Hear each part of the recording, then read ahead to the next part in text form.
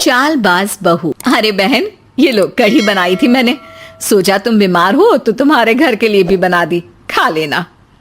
सभी रीटा की तारीफ करते हैं। रीटा की ममेरी बहन कहती है, रीटा तुम्हारा लड़का तो बहुत बड़ा हो गया है, उसकी शादी की नहीं सोची? सोच तो रही हूं, लेकिन ऐसे लड़के से कौन शादी करेगा जो कमाता धमाता ही नहीं है। ये तो है। तू उसे समझाकर किसी काम पर क्यों नहीं लगाती? अरे क्या करूं बहन, समझाती तो बहुत हूं लेकिन समझता ही नहीं। किसी तरह कहीं काम पर लगा भी दो तो 2-4 दिनों में ही काम छोड़कर वापस आ जाता है। कहता है खुद का काम करना है। माँ, ये नेहा है, मैं इससे प्यार करता हूं और इसी से शादी करूंगा। अब लेकिन नेहा बेटा, ये तो काम ही नहीं करता, तुम खाओगी क्या? माँ जी, आप जो खाएंगी वही मैं भी खा लूंगी, लेकिन शादी तो मयंक से ही करूंगी। रीटा नेहा और मयंक की शादी करवा देती है। हे जी, देखिए तो, ये हमारा भाग्य है कि शहर की इतनी प्यारी पढ़ी लिखी लड़की हमारी बहू बनी। हाँ रीटा, सही बोल रही हो, वरना कौन बिना काम धाम के लड़के से शादी करता है। नेहा सारा दिन घर में रहती और सास को देख देख कर जलती कुड़ती रहती। अरे नेहा, तू तो बहुत लक्की है जो इतनी अच्छी सास मिली, माँ की तरह तेरा ख्याल रखती है। नेहा बिना मन के हंसकर निकल जाती है। आए दिन नेहा को उसकी सास की तारीफ सुनने को मिलती। मयंक, तुम्हारी मम्मी बहुत चालाक है, सबको सम्मोहित करके रखी हुई है। कोई मुझसे पूछे कितनी झूठी औरत है तुम्हारी माँ। अच्छा, कैसी, क्या झूठ बोल रही थी? अरे जिसे देखो वो कहता है तुम किस्मत वाली हो कि अच्छी सास मिली। क्या तुम लोग किस्मत वाले नहीं हो जो मैं मिली तुम लोगों को? अरे लेकिन यार, तुम्हें तो कोई जानता नहीं ना, तुम्हें तो लोगों को समझाना पड़ेगा कि तुम भी उतनी ही अच्छी हो जितनी की माँ है। उतनी?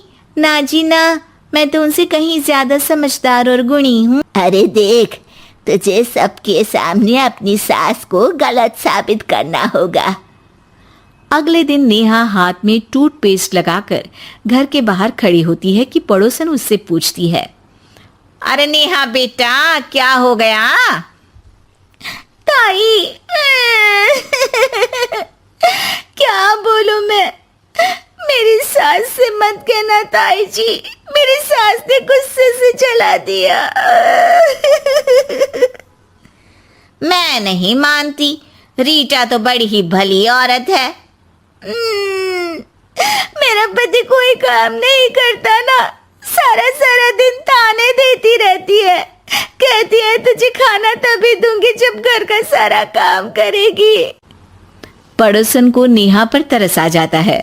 वो सब जगह नेहा की कही बात फैला देती है। एक पड़ोसन दूसरी से कहती है, रीटा तो बड़ी ही खराब औरत निकली।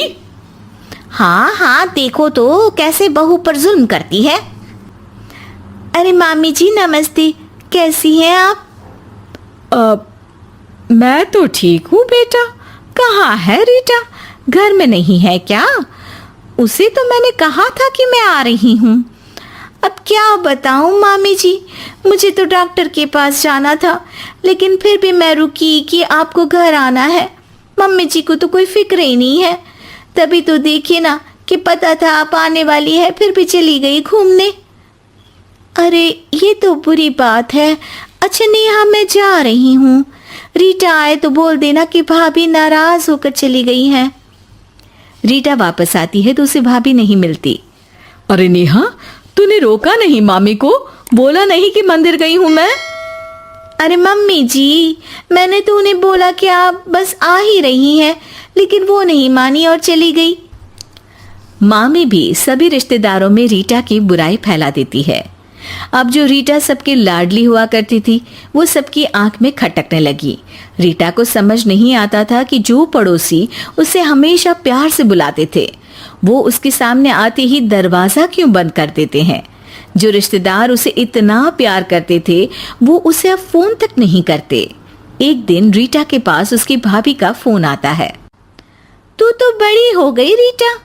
अरे ना भाभी ना, तुम तो माँ जैसी हो मेरे लिए, मायका तुमसे ही तो है। लेकिन तुम भी पता नहीं क्यों नाराज हो मुझसे। रीटा उसे समझाती है कि कैसे वो नेहा बहू को बताकर वहां से गई थी।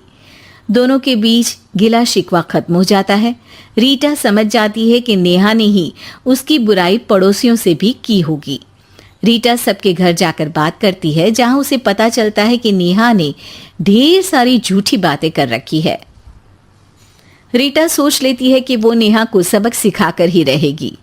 नेहा, तेरे ससुर जी रिटायर हो रहे हैं, तो अब तू और मयंक कहीं और घर देख लो। अरे कैसी बातें कर रही हैं सासू माँ, ये तो कोई काम नहीं करते, हम कहाँ जाएंगे। तभी वो पड़ोसन आ जाती है। अरे नेहा, अच्छा ही तो है, तेरी ऐसी सास से छुटकारा मिल रहा है जो तुझे बात बात पर जला देती थी ना। घर जरा जल्दी खाली कर देना नेहा, मयंक से भी बोल देना। नेहा को समझ आ जाता है कि सास को सब पता चल गया है। वो उसकी पैर पकड़ लेती है। सासू माँ, मुझे माफ कर दीजिए, मैं आगे से ऐसा कभी नहीं करूंगी।